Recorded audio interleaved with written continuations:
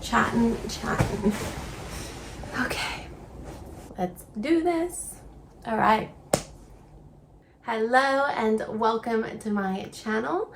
We are doing something different today. If you've been doing my workouts, then you obviously know me as your trainer, but now you're going to get to know the woman behind the camera or behind your screen. My name is Courtney and I'm just so grateful that you are here, that you are either just found me, that you just want to get to know me, or if you take my workouts. I'm just grateful for all of it, for this community on here. So I'm excited to get chatting, and this is obviously a little different for me. I'm used to moving my body and chatting, so I'm sitting and chatting. So let's see how this goes. I'm a little out of my comfort zone, but that's good. That's what we want to do, right? But yes, I've asked the community what questions you want to know about me, and I will answer them today. I grew up in Sydney, Australia, which is actually where I am right now, visiting my mom. I'm actually coming to you live from my childhood bedroom. Since I was 2 years old, this was my bedroom growing up for most of my teenage years. So yeah, Sydney, Australia, in a little beach town, total beach baby growing up. And yeah, I just love Australia and where I'm from so much. So basically I moved from Australia to the US off a whim. It was so spontaneous. I had been to America plenty of times before that, being a young dancer, and also with my family on family vacations and holidays, which I was super grateful to experience growing up. But in my late 20s, I went over on a holiday and went along to an audition. And it was a dance audition for the NBA LA Clippers dance team, and just kind of went for fun. I wasn't really, I don't know, like obviously it was maybe a unconscious, subconscious dream of mine to be an NBA dancer, or even just in the NFL, or just something bigger than what I had experienced in Australia, and went along to the audition, and then I got the job and never looked back. It kind of transitioned me into more years, obviously 2 years with the Clippers, and then I transitioned into my fitness career. So, and that kind of bleeds into the next question anyway. Okay, so I'll answer the back end of this question. Yes, I have always been into fitness, and that's come from my parents, that they were very sporty and active. And so I think that influenced me and my brother, and we got thrown into every sport under the sun growing up. Like we did little athletics, we did surf life saving, we did swimming, netball, which in America we don't have netball. It's kind of like a girls version of basketball without like the dribbling and stuff. Dribbling, I think I should know that because I worked with the NBA. But yes, so netball, beach volleyball, touch football, dancing, like yeah, I did a lot growing up. So it was always a part of my lifestyle, and yeah, very blessed to have team sports in my life. I feel like that taught me a lot as well. But I think that was an easy transition to kind of get into my fitness career. And plus, growing up, I used to watch, what was it, Aerobics Style, which is an Australian aerobics show that would be on at 6 a.m. every morning, and I would watch it as a little kid. My dad would be behind me working out in the gym, our home gym, and I would watch these women teaching fitness and aerobics, and I would be so mesmerized by them. And then when I got a bit older, then I started like doing it with them, and you know, as my dad's lifting his weights. So I feel like that's just like such a full circle thing when I look at that as like young Courtney doing that, and now I'm essentially doing that for a living, which is just kind of like a beautiful synchronicity, I guess. So yes, always been into fitness. It's kind of in my DNA and in my blood. So what got me like into the industry, so as a career, because prior to being in fitness, I was a professional dancer. So I grew up a ballerina. Then I did a 1-year study of performing arts. So I did more like hip hop, drama, acting, all that type of stuff. And that kind of got me more into like the commercial side of things rather than just ballet. So it really opened up the doors for me.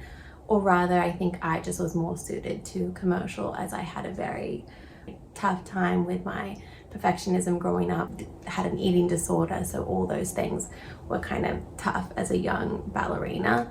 So I think I definitely chose the right path. Still love my ballet, but I really got into more commercial style dancing. So did that for most of my teens, late teens, early 20s. Then I went back to study fitness, as in Australia my career had kind of hit its peak as a dancer. So then I went back to school, studied fitness, and I then got my first job at a gym as a personal trainer, and then I actually started my own business when I was like 23, and I was training clients like all over Sydney, doing personal clients, group classes, corporate clients, and I just really loved it. And I even started a little online type business, but then I moved to America, and that's when I went back to dancing, and then that was my focus before going back to fitness and developing my fitness career further in America. That all flowed into getting me in the industry, and especially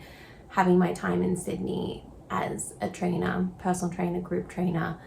That kind of gave me that foundation to then take my career, once I finished dancing in America, to go back to fitness. And then I got a job as a founding LA instructor at Rumble Boxing, which I love Rumble. I think if you haven't done it, try it. It's kind of popping up everywhere. If you're in Australia, US, I think even London, it's such a great workout. I mean, I love boxing, and as you can probably see on my page, I just think it's such a great workout to supplement with all of your strength, stretching, yoga, Pilates, all that good stuff. But yeah, so I was with Rumble for like over 4 years, and then I started just branching off online and doing my own classes with other brands and things, and then here I am with you guys working out. So that's kind of been my journey in the fitness industry, and I'm obviously so passionate about it. It's not only in my DNA, but I think being a young teenager, or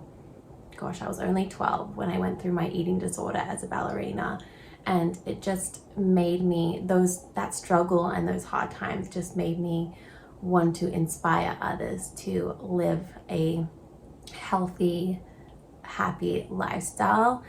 That's really my deep why, and my purpose for doing this is just those hard times and struggles I had with my body and what I was doing to my body. I just want to be that voice and inspiration, and also guide for others, where it's, it's not about what you look like. It's not about having a six-pack. It's not about how many calories you eat and all of that. It's real health, it's real wellness, and I'm just so passionate about it. And I hope you can feel that through what I do on here, and I just want to inspire you, because it's definitely changed my life, and I have been on the other side of things where it was unhealthy, and anyone that's in that space, I just want to be that helping hand to guide and to help and just be here for you. So I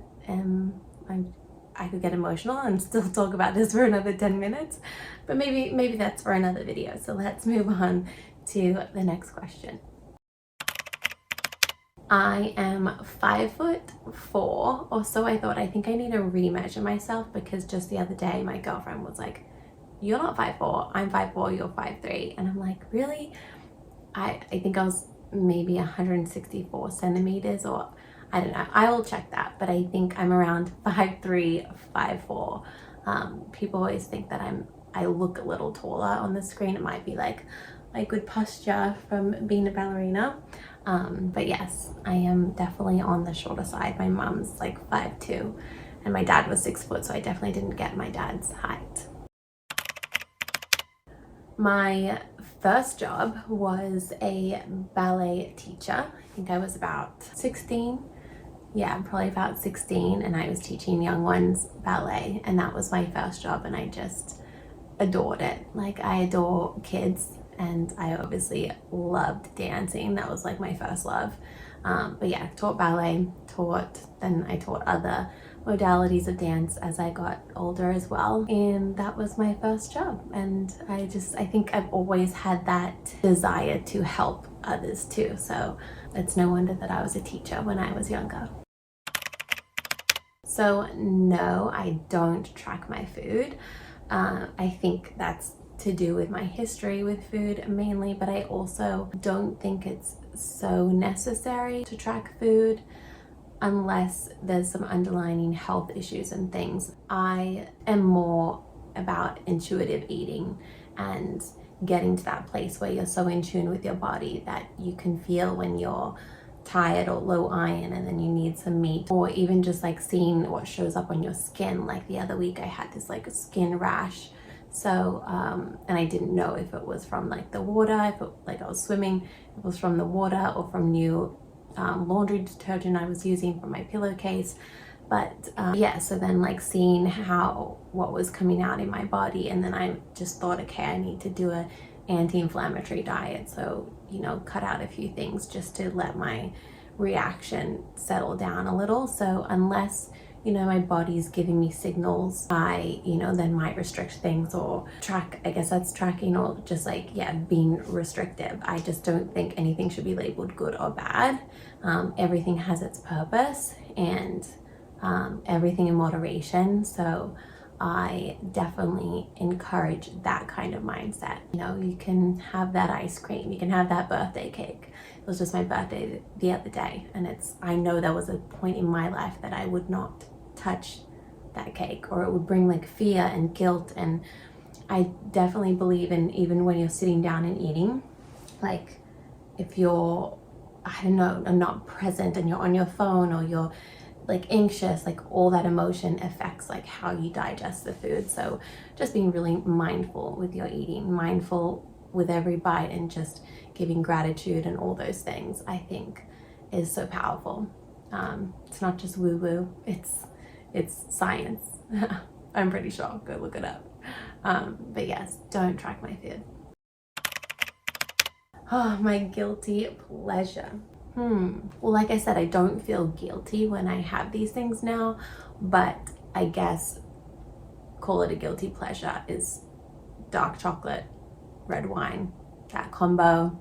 I mean, I eat a little bit of chocolate every day. I don't deprive myself. That's why I just have a little bit every day, and I look forward to it in the night. So definitely chocolate. And then I'm not drinking at the moment for a little bit. Not that I have a problem with alcohol. Let's just put that in there. It's because I'm freezing my eggs, and I just want to be at optimal health when I go through all of that. But I love red wine. I just really appreciate and love the stories of where it's from, especially when you go to different countries or meet like a family that have a vineyard. And yeah, I just think that that's a whole experience. So those are pleasures of mine. I'm not going to label them guilty. They are definitely pleasures, and they bring me a lot of joy when I share them, especially. This is a great question because it's hard. It's hard to stay consistent sometimes, especially with external factors that come into play in life, things that we can't avoid. External stress, pressure, circumstance, all of that. But basically, generally, how I stay consistent is just tapping into the why I'm doing this. And it's to feel good, it's to be healthy, to live optimally, to be a mom, to, you know, just to live a long life, a long, happy, healthy life.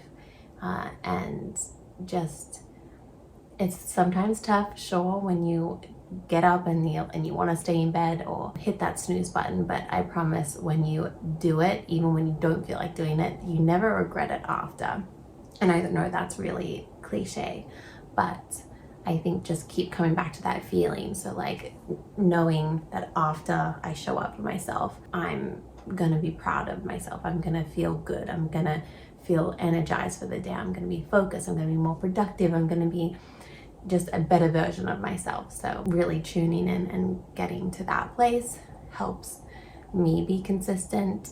I've noticed with myself, I've cut back on having a structure and a program. I've even adopted a bit more intuitive exercising. Like, okay, today I'm gonna do full body and crush my body. Today, ooh, I'm sore, I'm gonna do a long run or a walk. And rather than, and this is just with my flexible lifestyle. This doesn't work for everyone, because obviously if you've got a 9 to 5, then you need to structure your workouts around that. So this is just for me. And then obviously it's very important to be consistent, because if I don't have a plan, then I could just wake up and not do it. But I do it because it makes me feel good. I'm a better version of myself.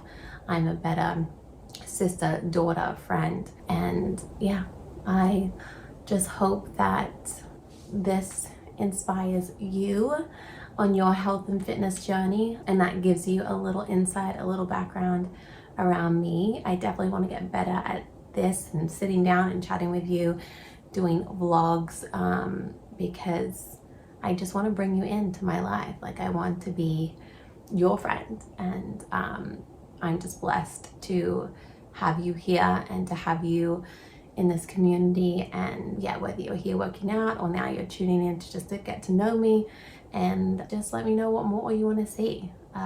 Definitely will be workouts, but I will share skincare. I can share what I eat in a day. I can do vlogs of my day, traveling vlogs. I have a bit of travel coming up this year, which I'm really excited about. My brother's getting married in Thailand, so I can bring you along there. But really, I just I'm so grateful for this platform, and that I get to share my passion and purpose with you all. And yeah, I hope you loved this little get to know me. And if there's anything else you want to get to know, I can always do a part 2. And I just hope you have the most beautiful day, and I will see you in my next workout. Oh, ow, my legs. Ow. Oh, I think I cramped up. Ooh. Ouch. Oh crap.